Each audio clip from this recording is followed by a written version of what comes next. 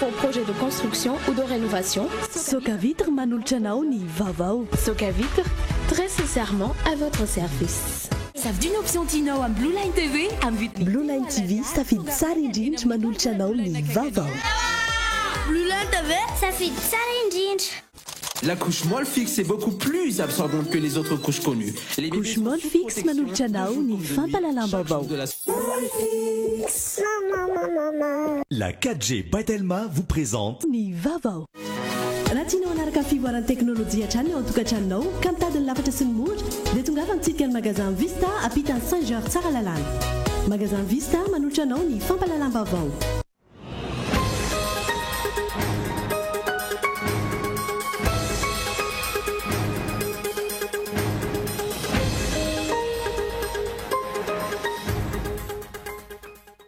Mitohy hatrany ny fahazahoam-bola avy amin'ireo mpamatsy vola maro isan-karazany entina manomana amin'ny fifidianana amin'ny taona 2024 hatreto anefa tsy mbola misy ny lalana vaovao mifeny fifidianana, tsy mbola voafaritra ny datim-pifidianana. Ny fandroana olona hiala amin'ny taniny ny eriseza mianjady amin'ny vehivavy sy ny ankizy no isan'ny tranga misongadina na raisan'ny fitarainana maro to amin'ity taona 2024 ity araka ny tatitra nataon'ny CNIDH andro amin'ny maraina. Tsy mivany ny fampiantonana napetraky ny CITES mahakasika ny fanalalana fanondranana azo sarobidy eto Madagasikara. Araka ny loharanom-baovao tsy mbola misy na raha ny fanjakana malagasy ny fepetra napetraky ny CITES. Hiakatra 100% ny vidin-jiro ny volana janoary 2024 avy izao. Tsy ho zakan'ny tokantrano malagasy io fekaran'ny vidin-jiro io raha ny fanadihadiana natao tamin'ity androany ity. Tsy misy ny fandraisana ndraikitra nataon'ny mpitondra amin'izany. Maresaka iraisam-pirenena nanao fihetsiketsehana manohitra ny fanapa-kevitry ny Donald Trump na katoavana ny Jérusalem ho renivohitry Israel ireo Palestiniana. Ahina iamafy hatrany ny fihetsiketseham-bahoaka mahakasika izany. Nadidinireo arahanao afaka fotoana fohy.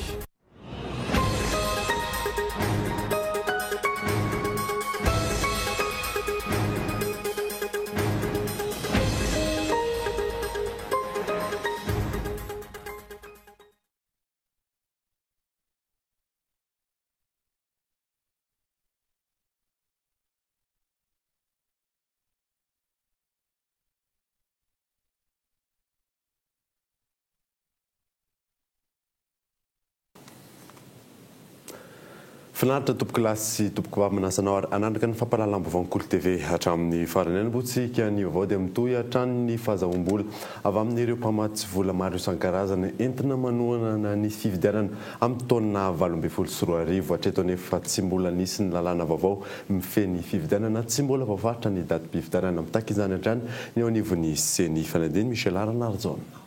Raha lalam-pandrenana misy eto Madagasikara dia eo anelanelan'ny 20 novambra hatramin'ny 20 desambra 2024 no tokony ho tanterana ny fifidianana filoham-pirenena amin'ny taona 2024. Eritaona mialoha mitaky hatrany amin'ny famoahana ny datim-pifidianana ny avy eo anivon'ny CENI eto mametraka ny tetiandrom-pifidianana raikitra. Mahatoky ny fahamatorana ny tompona raikitra rehetra eto amin'ny tany sy ny firenena ny CENI. Eo amin'ny fanajana, eo amin'ny dinitra lampanorenana io mba hilamina ny zotram-pifidianana eto Madagasikara. Mahatoky ihany koa CENI fa hotonolo ny tompon'andraikitra atoato ny datim-pifidianana mba hiala izay mety monimony na hiala isan-tompony fa samy hibanjina tanteraka ny fifidianana ny rehetra ary izahay dia afaka ametraka amin'izay androany eto manomana ny fifidianana izay hatrany nanome $2.3 ny Amerikana ho fandraisana anjara amin'ny kitapom-bola eto manohana amin'ny fanomanana ny fifidianana amin'ny fanohanana ny SACEM izay mamatsy ara-bola ny zotra-pifidianana eto Madagasikara. Raha ny fanazavany masehovony Amerikana miasa eto Madagasikara, zava-dehibe ary tokony ho lahara-pahamehana ny fisian'ny fifidianana mangarahara. Manoloana ireo famatsim-bola rehetra ety miatrika ny fifidianana. Of the elections, there is no doubt to the electoral process demokratika rehefa izana napetraka tiana ambara fotsiny dia tokony misy fanarahamaso izay fanarahana ny fikarakarana ny fifidianana izay sy fanatosana azy mba ao anatin'ny demokratika ilay drafi-pifidianana rehetra izay mahatonga anay tonga eto androany mifampidinika mikandoha manolo-tsaina miara-miasa mba ahitana hoe ny fifidianana mangarahara ara-drany ndraisandrehetra anjara tokoa ny atao eo tanjona motsany dia ny ametrahana trany sy anamafisana orona ilay fahaiza mitantana eto amin'ny firenena ary mba ahitana koa eken'ny vahoaka ray manontolo nivokatry ny fifidianana ao no ny fahitana izay nanaraka tsara ny fipetra izay fanarahana mba hisin'ny mangarahara sy ny fanazana demokrasia ilay fifidianana. Fifidianana inona no azo ampiasaina ireo vola ireo? Azo ampiasaina ve io vola io raha toa ka miziriziry anao referendum ihany ny mpitondra namaly izany ny filohan'ny CENI. Izay le resaka referendum izay aloha zany dia tsy mbola tonga aty aminay hatramin'izao dia sarotra no hitenenana zavatra tsy tonga aty aminay. Tsy mandeha amin'izay hoe raha ohatra izay tsika fa ny zavatra misy no resahana zany. Hatreto samy miandry ny rehetra ny amin'ny famoahana ny lalàna vaovao mifeny fifidianana raha oviana ihany koa no tanterahana ny fifidianana. Efa mitohatra amin'izao ny fanavaozana ny listim-pifidianana aiza ho aiza kosa ny ambiny. Ny fandroana olona hiala amin'ny tany ny herisetra mianjady amin'ny vehivavy sy ny ankizy no isan'ny fitarainana maro tamin'ity taona 2024 ity araka ny tatitra nataon'ny CNIDH tamin'ity androany ity tamin'ny maraina. Mioramanitra. Fanerana olona hiala amin'ny taniny, herisetra tao amin'ny vehivavy sy ny ankizy, fanambadiana loloatra ho an'ny ankizivavy, famonjana olona tsy ara-drariny, kolokolo eny amin'ny sehatra rehetra. Ireo no isan'ny endrika tsy fanajana ny zon'olombelona eto Madagasikara amin'izao fotoan'izao. Raha ny tatitra avy amin'ny CNIDH na ny vaomera maleo tena misahana ny zon'olombelona. Raha ny tatitra farany, maro kokoa ireo fitarainana avy amin'ny olon-tokana voarain'ity vaomera ity, raha mihoatra amin'ny fitarainana iombonana. Ny fandroahana olona hiala amin'ny tany no isan'ny nanamarika ity taona ity araka ny tatitry ny CNIDH hatrany. Orinasa vahiny izay tonga hitrandraka rena akibon'ny tany dia mandroaka izay ngamba ny azo ilazana azy ny ponina eo an-toerana izay efa nivelona teo hatramin'izay ary lasa very antom-pivelomana. Izay zany no tiana nasongadina olona hoe mijoro hitarika ny vahoaka zany amin'ny fiarovana ny fananany sy ny antom-pivelomana. Ireny olona ireny zany izay atao hoe défenseur des droits de l'homme et de l'environnement dia matetika zany gadraina, samborina, anaovana antso-jay amin'ny fomba maro samihafa. Dia izao ny antony tenenanay an'izany zay zany anatin'ny zolombelona dia zany dia hoe betsaka ny tsy anasa, betsaka amin'izao fotoan'izao no voahilikilika tsy ao anatin'ny tranony. Misy ditisparana tonga tampoka dia hoe tsy mipetraka ao trano intsony ianao tompoko fa an'olona ny trano. Ianona ny nanana kitra asa raha hoe ianonareo zany zavatra zany. Efa misy hatrany ny antso fanerana ataon'ireo firaisamonim-pirenena amin'ny fitondrana momba ny fanajana izay zon'olombelona izay saingy tsy hita hatreto ny finiavana avy amin'ny fanjakana. Tsy ampy ihany koa raha ny fantatra ny hetsika fampafantarana ny zon'olombelona antony mbola mamparefo ny fiarovana azy. Fa zay zany mahita hoe les sensibilisation mihitsy zany tsy ampy. Hoe tokony zany tsika rehetra ho tonga saina hoe manana zo zay. Zay zany izy ny asanay défenseur des droits de l'homme mamporisika zany tsika malagasy indrindra. Androany naseho ampahibemaso tamin'ny fomba ofisialy ny tatitra isan-taona fanaon'ny vaomera maleo tena misahana ny zon'olombelona na ny CNIDH. Faritra 17 amin'ireo faritra 12 misy eto Madagasikara no efa nanaovan'izy ireo fanadihadiana ifotony. Isan'ny raharaha andrasana ihany koa ny fitsarana ny raharaha tsakabary izay nandraisan'ny CNIDH andraikitra. Ankalazana isaky ny 10 volana Desambra isan-taona ny andro maneran-tany ho an'ny zon'olombelona. 70 taona amin'ity taona 2024 ity ny fankalazana izany maneran-tany. Tsy mbola mivany sazy napetraky ny CITES mahakasika ny fanondranana azo sarobidy eto Madagasikara araka ny loharanom-baovao. Tsy mbola nisy narahany fanjakana malagasy ny fipetra napetraky ny CITES. Michel Arnarzon. tsy atrano ny valiteny CITES mikasika ny Madagasikara izay nitapaka tao anatin'ny fivirina fa 7 ny CITES tany Genève ny 17 Novambra hatramin'ny 1 volana Desambra teo. Tsy mbola lalaka ny fanondrana asarbika eto Madagasikara.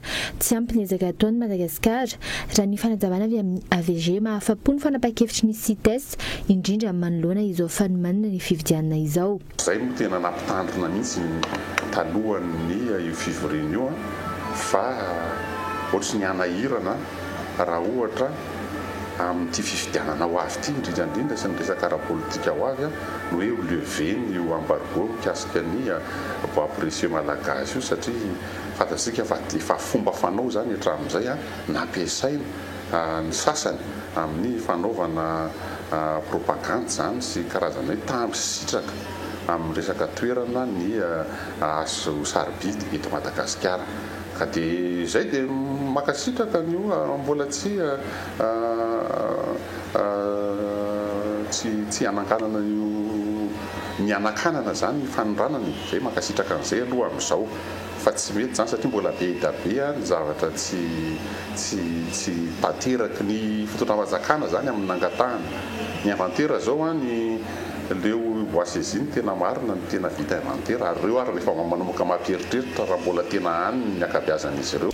Hatrito aloha izany mitohatra ny ezaka tokony ho ataon'ny Madagasikara raha tsy ahivina ny fahansana ireo andramena ny fisian'ny fangaraharaana sy ny fametrahana ireo drafitra maty paiketiny amin'ny feno tontolon'ny azo sarobidy eto Madagasikara fepetra vitsy saingy mbola tsy voafeny Madagasikara amin'izao.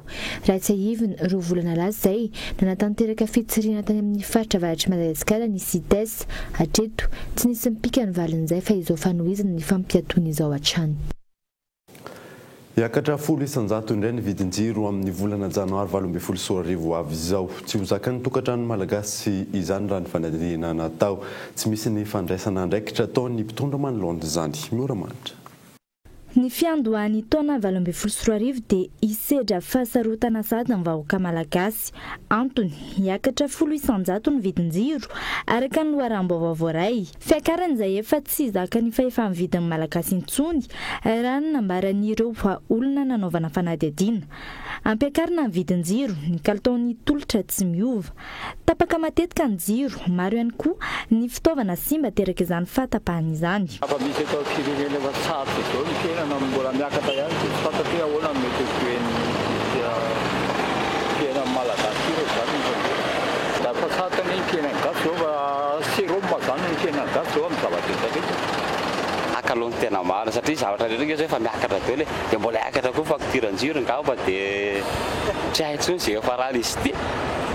Izy zany faktura miakatra fa le fampiasana anazy misy fotoana izy tonga dia tapatapaka foana sady ampolisy manimba zavatra ao tokantrano dia amiko aray sady efa tapatapaka ny vidy miakatra ngamba tsy dia mety amiko polisy aloha raha izy vidin-jiro aloha zao tena hita hoe efa tsy zakan'ilay sara-patrim-bahoaka intsony zay nefa ny idirantsika ny resaka fitondram-panjakana ohatsy ny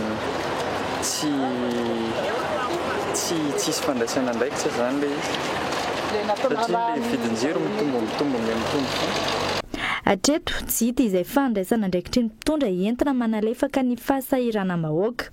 Mitaraina noho izany ny vahoaka madinika. Vidin-jiro indray zany amiko manokana jiramangy efa manjakazakatra amin'izay manao izay tiany atao izay tiany anaovana anazy io tapatapahany tsisy vahaolana ampiakariny tsisy vahaolana manao izay tiany atao ary ny tena mampalahelo amiko manokana raha napaka izy vetivety kely fa raha merina izy misy problème zao ny jiro amin'ny faritra Naitosy iny tena atsony izy misy problème zay misy an'izao zay ela be zay tsy nareo rery natao zay zany zavatra mampalahelo amin'ny jiro amany tena hitako. Raha tsy ahivina nanamafy ny ministry ny angovony fa 17 ny volana novambra lasa teo fa ireo mpanjifa vaventy ihany no hiarana io fampiakaran'ny vidin-jiro io. Mipetraka araka izany ny fanontaniana hoe ny fividianana herinaratra amin'ilay orinasa vahiny Akasaf fa Power ve no mampiakatra ny vidin-jiro. Tsy mbola fantatra ihany koa hatreto ny sanda hividianan'ny orinasa Jirama ny herinaratra amin'ny orinasa tsy miankina io. Niteraka fa tiantoka mampampiasa lalana ny fitohanan'ny fiarakodia androany maraina noho ny fitokonana izay nitotosain'ny mpamily taxi manohitra ny omavety sy ny fampiasana lanterne lehibe. Nambaran'ny mpanao fihetsiketsehana ankilan'izay fa namaly ny fitakiny izy ireo ministera izay eo anivon'ny fitaterany. Fanediny miantarandrianay. Niainga teo Akazomanga niazo ny anosy ny fitokonana ny tanterahan'ireo mpamily taxi manohitra ny omaveta sy ny fampiasana lanterne lehibe androany. Teo Ampefilo kosa no nanomboka ny fitohanan'ny fiarakodia, fitohanany izay niteraka fa tiantoka ho an'ny mpamily taxi be ary niteraka fahaverezam-potoana ho an'ny hafa. Izy aloha miteraka sanefa ny fotoananay lany daholo. Lany daholo fotoananay moa izay nefa mbola misy zavatra enjehana eny tatsy amin'ny fiara tatsy teo amin'ny asasakadiny teo. Dia miteraka olona be anay amin'ilay asa mandraraha rehetrarehetra dia. Enjana be ao rehefa andeha fa nangazoaly rehefa miakatra ny embouteillage mbola mamely be. Toro. Matiantoka be izy tsy mahavita toro mihitsy amin'ilay embouteillage. Matoro ray, very toro ray anatin'ny ray andro. Mihoasala izy amin'ilay taxi tony dia lesy fena. Ny ministeran'ny fitaterana no nandray ireo ampitondra taxi ny tokona raha toka tsy nahazo valiny teo anivon'ny komina Antananarivo ny mpanao fitakiana. Teboka roa no narosony tamin'izany na ny fandraisany ATT ny fitantanan'ny taxi eto Andrenivohitra na ny famelanan'ny komina isan'izany saingy miaraka amin'ny fanamaevanana ny fitsipika anaovana ny contre-visite. Fepetra telo ihany koa notakin'izy ireo hojerena ny lokon'ny fiara, ny fahadiovany ary ny fikajiana seza. Amin'ny mpanara-baovao ahina ny fisiany ambadika politika ao anatin'ity fitokonana ity. Raha tsy ahivy nefa mbola lamaro no ny atomboka ity olany mpitondra taxi sasany sy ny komina Antananarivo renivohitra ity milaza ny andray fepetra ato anatin'ny 12 andro ny ministeran'ny fitaterana. Ndray ary anaraka dokavarotra isika mialohany andraisantsika ny vahiny izay vao amin'ny Epistore. Ijery ny vokatra teo amin'ny andro farany UEFA Champions League ihany koa isika. Rehefa avy eo ary.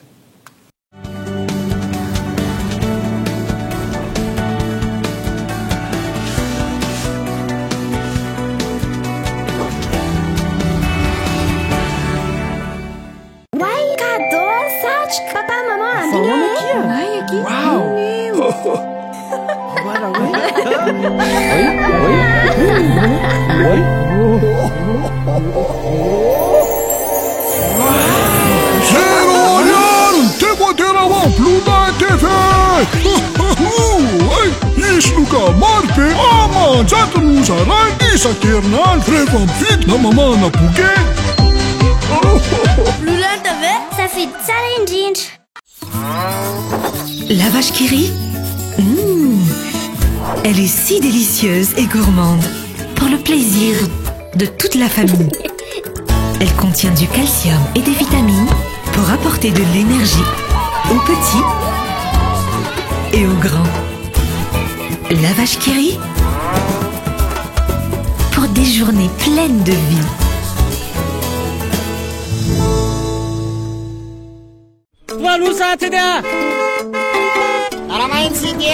Ampiko hiakatra ao anaty taxi be ny olona manana fahasembanana ara-batana. Ho antsika sofera tena leo mba omena toerana voatokana foana ny mpiafakasan'zoky olona rehefa ao taxi be. Miala nosy aleo miteny foana isaky ny ary mba ho fanampiana ny jambo. Manaja tompoko mba raisikely ty olona manana fahasembanana raha-tsainy ty sofera aloha fa sahirana izy ary. Ndao ifanampy, ndao ifanohana satria olona aloha vao manana fahasembanana. Ny poliomyélite na ny polio dia tena arety mandoza tokoa ary tena mitarika fahafatesana reo ohatra sa vavita vaksiny agnareo. Io koa ne miteraka klema tsy azo tanana mihitsy kio ny zaza raisa vita vaksiny polio ane dia mety hamindra amina zaza roany zato magnodidiny azy so ihany aloha azo bady aman-janaka fa nahavita vaksiny. Izaho damama dia fa vita vaksiny polio ary karaha zany koa reo zanako reo. Matanjaka tsara zahay ary manana sofla rehefa miakatra sur scène na mihira io na mandihy zany ny fanaovam-vaksiny ny zaza ihany no miaro amin'ny aretina polio. Dio zany fa atao vaksiny zaza rehefa tena reo voly polio sy hamindra amin'ny olona hafa. Atao vaksiny ny zaza Etika fanamafisana ny andro ny vaksiny na fav polio ny fahaenina ny fito 20 décembre 2024. Briquet Bic. Comptez sur Bic.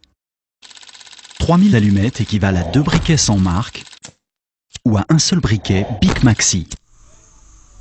Briquet Bic. Comptez sur Bic. Faites le calcul. 3000 allumettes équivalent à 2 briquets sans marque ou à un seul briquet Bic Maxi.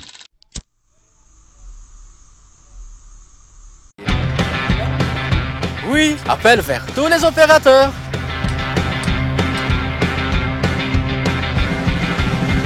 Oui, appel à l'international inclus. Oui, mes SMS, je ne les compte plus.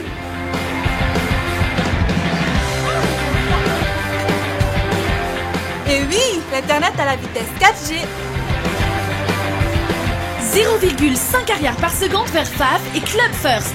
1 arrière vers Telma et 3 arrière vers les autres opérateurs. Vous aussi soyez First. À partir de 10 000 arrières, First Premium. Et découvrez First Prestige et First Royal pour encore plus d'avantages. Rendez-vous en Telma Shop ou sur FB Telma Madagascar. Telma, ça fit que numéro 1 Malagasy. Mesdames, messieurs, chers parents, voici Théo, le bébé qui consomme le plus de liquide au monde. Le monde entier parle de lui.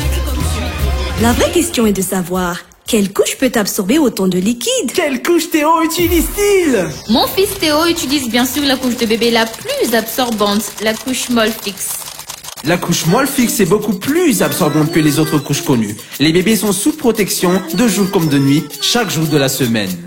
Molfix, maman.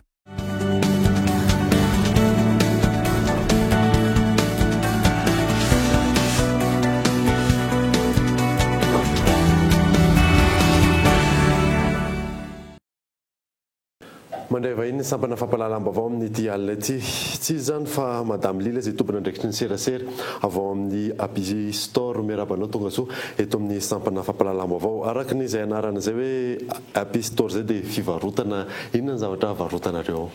Ny tranombarotra Happy Store dia tranombarotra mivarotra ny entana atsotsika hoe bonne occasion na deuxième main avy any Europe. Ny entana varotanay ao dia misy maro isan-karazany, misy ny électroménager ohatrany hoe télé, micro-ondes, machine à laver, misy ny instrument de musique, misy ny jeu anankizy ohatran'ireny hoe console na PlayStation reny ohatra, misy outillage ohatrany hoe perceuse, misy ny kojakoja rehetra momba ny sono, ary misy koa ny resaka informatique, ny resaka bureautique. Ireo rehetrarehetra ireo dia marika tsara daholo, bonne occasion izy teo avy any Europe, ary amidy amin'ny vidiny tena mirary tokotrany. Sarotiny dia sarotiny zay amin'ny kalitaon'ny entana varotanay satria dia entana mandeha daholo ny entana varotanay, ary rehefa hividy ianao dia afaka manao test tsara, ho afapo tsara amin'ny test ny entana ianao, zay vao mandoha vola, zay vao mitondra mody. Miteny ianao teo hoe deuxième main ny entana varotanareo, zay ihany zany misy ao? Mbola misy entana vaovao koa ao aminay. Ny entana vaovao aminay indray dia nresaka akanjo sy kiraro, ary amin'ny vidy mirary dia mirary foana ilay izy satria 10 000 ariary ny ankamaroan'ny akanjo ao aminay.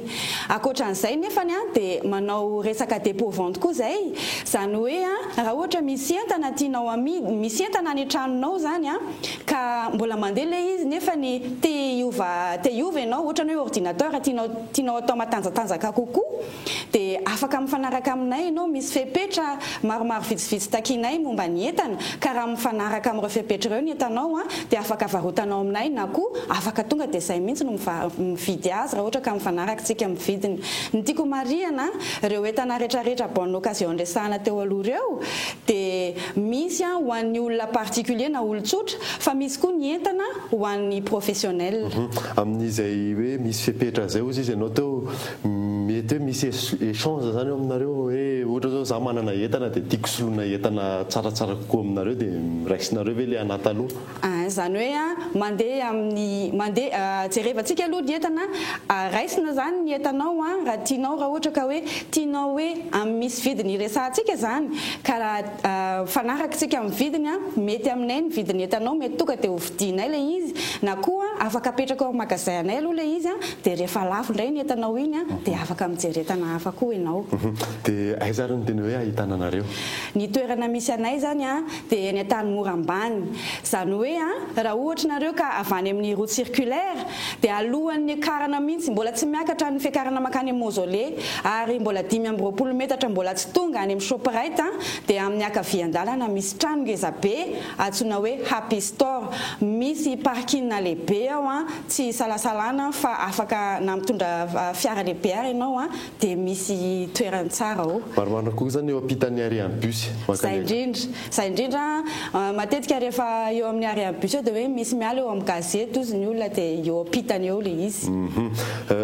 Voaingana ve zany nareo nisokatra? Ie, vao tamin'ny sabotsy teo zany no nisokatra ary eto ny any angako antsika rehetra mba tongava tsy ho diso anjara amin'ny entana varotanay satria ohatra fotsiny tamin'ny sabotsy zay no nisokatra dia efa ampolo maro ny clavier lafonay tamin'io andro io. Ny télé rehetrarehetra izay napetraka teny amin'ny étalage dia lafo daholo tao anatin'ny tapakandro. Zay ny entina hitenenana aminareo fa tena mora ny entanao aminay nefa ny kalitao dia tsara satria entana mandeha daholo no mivarotanay ary marika tsara daholo. Ny magasin anay dia misokatra ny talata ka hatramin'ny sabotsy amin'ny 7 maraina ka hatramin'ny 9 hariva tsy mijanona.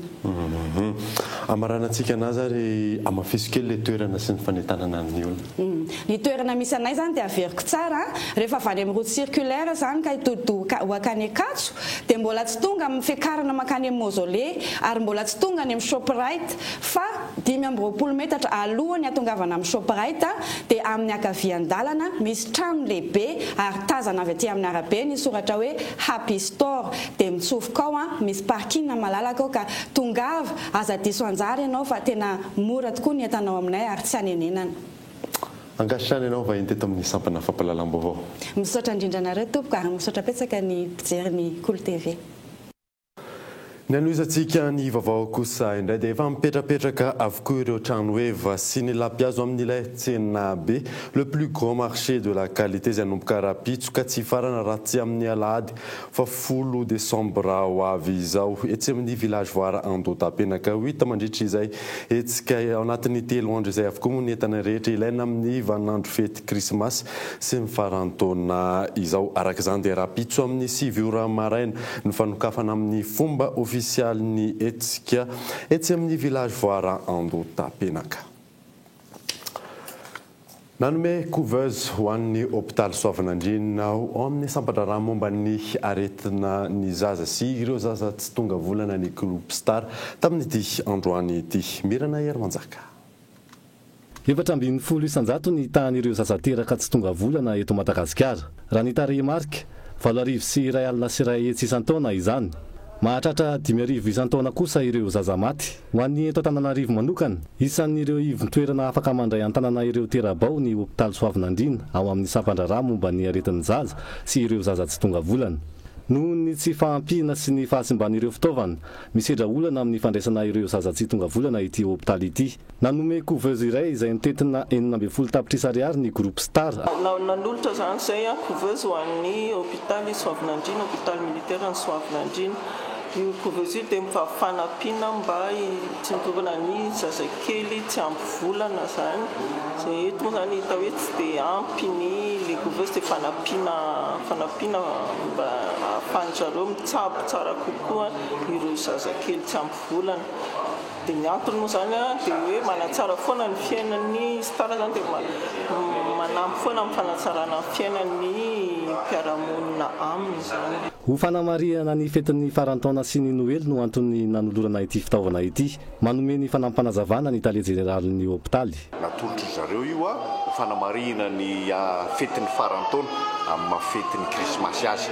Miaraka amin'izay koa dia nisy fanomezana izay natolotra ireo zaza marary eto amin'ny sampandraran'ny pédiatrisy néonatologie. Tsara ho marihina fa eo amin'ny 10 mahery eo ao ny isan'ny zaza izay miditra hôpitaly eto amin'ity sampandrara fandraisana tanàna retin'ny zaza ity ary eo amin'ny 200 isa-taona ny zaza tsy tonga volana izay tsy maintsy ampidirina amin'io ireo le couveuse ireo ka manatevina laharana sady andreo le couveuse efa miasa eto amin'ny service de pédiatrie néonatologie izao fanomezana nataon'ny orinasa Star zao isorana azy manokana. Ho an'ny groupe Star tafiditra amin'ireo hetsika hanatsarana ny andavanandrom-piainan'ny mponina malagasy ity fiara-miasa ity. Miompana amin'ny sehatra efatra ny tanterahan'ny groupe Star mandritry ny taona, isan'izany ny sosialy, fanabeazana, fiarovana ny tontolo iainana ary ny fahasalamana. Manome tolotra miavaka ho an'ny malagasy ny Canal Plus amin'izao akatoko ny fetin'ny Noël sy farantaona izao nidina ho ray alina ariary ny décodeur Canal Plus ary mahazo ireo chaîne rehetra ao amin'ny bouquet Canal Plus mandritra ny 440 andro ireo rehetra izay manao abonnement hatramin'ny 1 Desambra 17 kosa ho an'ireo izay manao réabonnement iona saina. Nidina ho ray alina ariary ny décodeur Canal Plus amin'izao herinandro vitsy mialoha ny fetin'ny Noël sy ny farantaona izao. Izany no natao ho fanomezana fahafampo ireo izay rehetra maniry hiditra ho mpanjifa ny Canal Plus. Ankoatra izay, mahazo mamaim-poana ireo chaîne rehetra ao amin'ny bouquet Canal Plus mandritry ny 440 andro ireo izay rehetra manao abonnement. Hatramin'ny 1 Desambra 17 kosa ho an'ireo izay manao ny réabonnement. Les offres incroyables Noël sady misy ny offre ho an'ny efa mpanjifa leke 440 andro azahoana ny chaîne Canal mamaim-poana izy rehetrarehetra dia koa ny décodeur 10 000 ariary izay mbola tsy nataontsika mihitsy io hatramin'izay zany fa natao manokana amin'ity azo a partir amin'ny bouquet Évasion Plus ilay izy. Ny tanjonay zany dia hoe ny mpanjifa malagasy rehetra, ny fianakaviana malagasy rehetra, ny tokantrano malagasy rehetra manana Canal Plus daholo ao aminy. Dia izay no nahatonga anay hoe atao izay ahafahany rehetra mividy sy maka ny bouquet Canal Plus. Dia afaka sady manantona toeram-pivarotana Canal Plus, misy koa ireny olona mandeha mitetisatranony ireny zany ho an'izay olona tsy manam-potoana fa mety hoe sahirana be asa atao asa manandraikitra andreketana. Tanora maherin'ny 500 ihany koa no azo asa avy amin'ny Canal Plus Madagasikara amin'izao hetsika manokana ataon'izy ireo izao. Tanora izay hivarotra ny bouquet Canal Plus eny amin'ny toerany faneraseran'ny sarababem-bahoaka fa ihany koa ho avy isan-tokantrano. Eo amin'ny 500 mahery ny ankizy na olona moa zany tsisy limitina taona izy no raisinay amin'ny fotoana. Ny eritreritra izay hoe oka aloha atomboka amin'ny 500 io izy dia jerena ny fandehan-javatra zany surtout zany misy tanàna ohatrany hoe Fianaratro na Majanga mety faible kokoa Tananarivo dia za fenefa anao recrute dia tsy lasa tsy mahavita vente fotrany ilay olona. Miara-miasa amin'ny agence ateboko izay, io agence io zany misy activité afaka ataony dia sûrement zareo misy apahan'ireo olona ireo ho tazomina.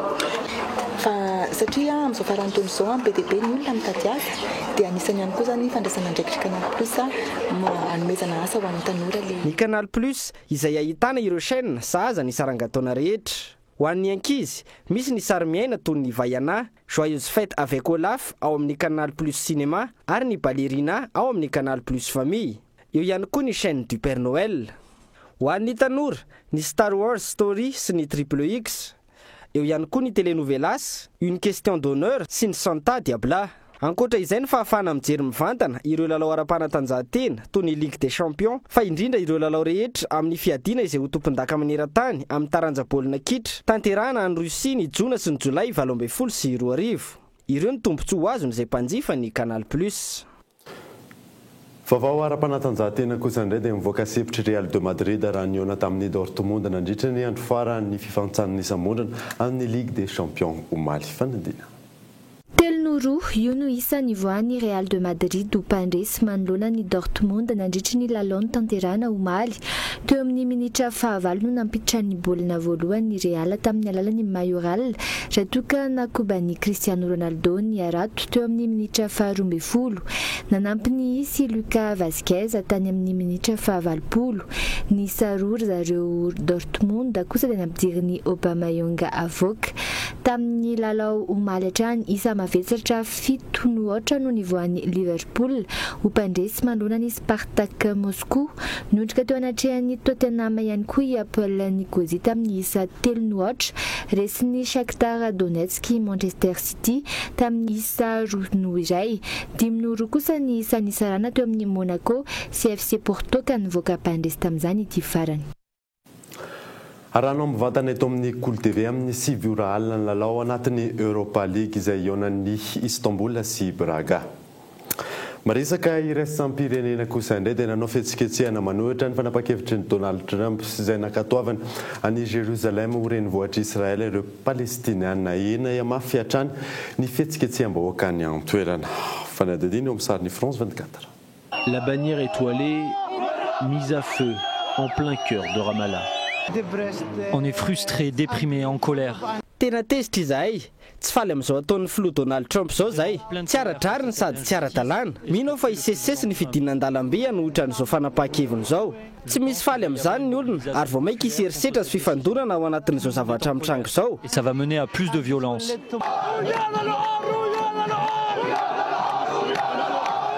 Anjatony ireto Palestiniana nanao fihetsiketsehana ireto manohitra ny Donald Trump izay nanao fanambarana omaly fa manaiky ny Jérusalem ho renivohitra Israel ary amindra ny masovo Amerikana ao Tel Aviv ho any Jérusalem.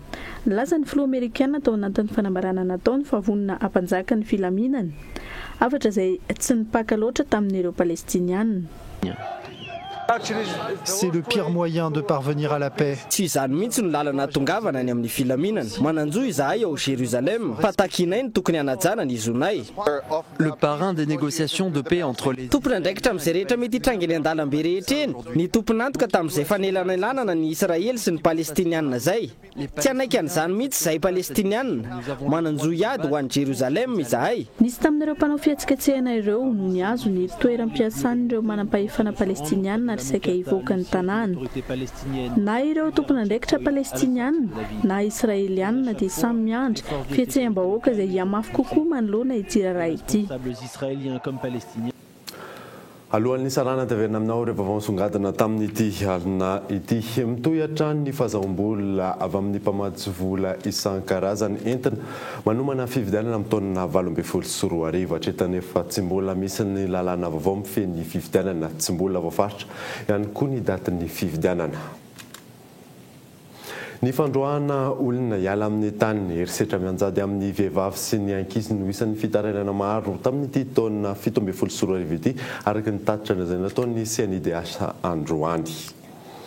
Yakatra 100 ny vidijirany volana janoary 2024 avy izao tsy ho zakany tokantrano malagasy izany raha ny fanadihadiana natao. Tsy misy ny fandraisana andraikitra izay ataon'ny mpitondra amin'izany. Dia izay mamarina vaovao tamin'ity alina ity. Saona manaraka izany. Saona manokana ihany koa an'ireo mpanaraka ny vaovaon'ny Cool TV any amin'ny faritra indrindra ireo manaraka izany amin'ny alalan'ny FM Toamasina, DSTV, Antsiranana ary TNTV Fianaratsoa. Soava tsara daholo tompoko.